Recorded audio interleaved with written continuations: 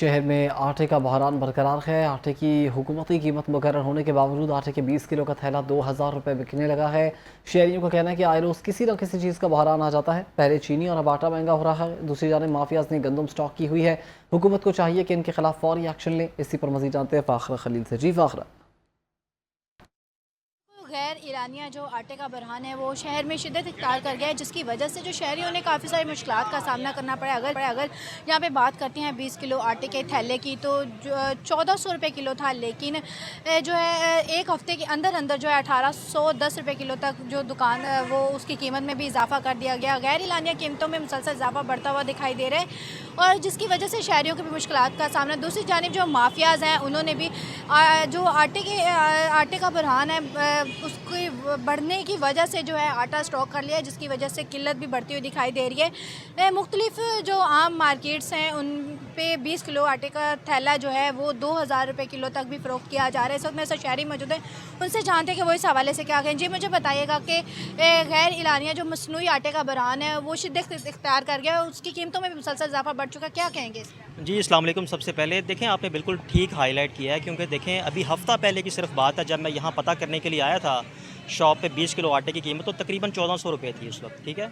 और इस वक्त सूरत हाल ये है कि जब से ये फ्लड्स आए हैं लोगों ने स्टॉक करना शुरू कर दिया है, ठीक है, स्टॉक करना शुरू कर दिया, और अब बमुश्किल जो है वो 2000 रुपये में हमें मिल रहा है, ठीक है। और कुछ ऐसी शॉप्स भी हैं जो 2000 से ज़्यादा कीमत में दे रही हैं 20 किलो आटे को। तो ये बहुत सीरियस इनजस्टिस है, मैं समझता हूँ। इसके ऊपर कंट्रोल नहीं है। माफियाज़ हैं, उन्होंने सिर्फ मौका देखा है, उन्होंने ये नहीं देखा कि फ़्लड्स आ गए हैं, लोगों को मसाइल हैं। उनको तो ये चाहिए था कि जो उन्होंने स्टॉक किया लोगों की हेल्प के लिए उनके घरों में आटा पहुँचाते, वहाँ पे कीमतों को कम करते। देखिए रमज़ान आता है, आपको पता है दुनिया भर में कीमतें कम हो जाती हैं, लेकिन हमारे मुल्क में वाहिद है।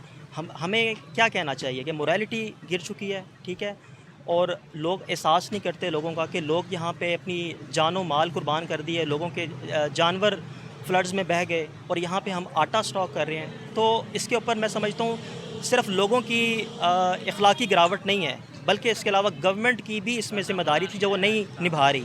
गवर्नमेंट की देखें ना रिस्पॉन्सिबिलिटी है कि वो जितने भी ये स्टॉक करके बैठे हुए हैं माफियाज, इनके ऊपर कंट्रोल करें। अब इस जगह के ऊपर देखें, ये जो आटा स्टॉक हुआ है यहाँ पे एसी साहब को खुद आना चाहिए।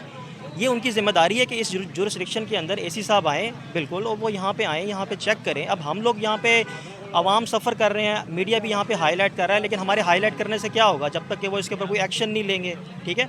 और दूसरी बात मैंने देखें, क्योंकि कुरान का तालिब इल्म भी हूँ मैं, और वहाँ पे मैंने एक जगह पे पढ़ा कि कहीं पे भी आप वसाइल को जमा करके ना रखें, ताकत और दौलत जो है वो एक जगह पे ना रखें जमा करके। वसाइल की मुनसिफाना तकसीम आवाम में होनी चाहिए, लेकिन मुनसिफाना तकसीम कैसे होगी जब यहाँ पे ये जमा करके रखेंगे आटा, लोगों को तो मसाइल का सामना करना पड़ेगा फिर। अच्छा मुझे बताइएगा कि क्या जो आटे का बहरान है वो वाकई सैलाब की वजह से है या वैसे जो माफियाज़ हैं उनकी वजह? देखें, सैलाब की वजह से आटे को क्या नुकसान है जब लोगों ने इसको स्टॉक करके रखा हुआ है, ठीक है।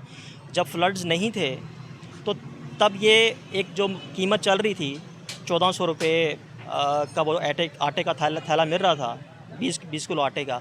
लेकिन जैसे ही फ्लड्स आए हैं लोगों ने ये देखा कि यार अब ये बेहतरीन मौका है कि हम यहाँ पे पैसा बनाएं, और जितने भी ये माफियाज़ हैं इन्होंने जी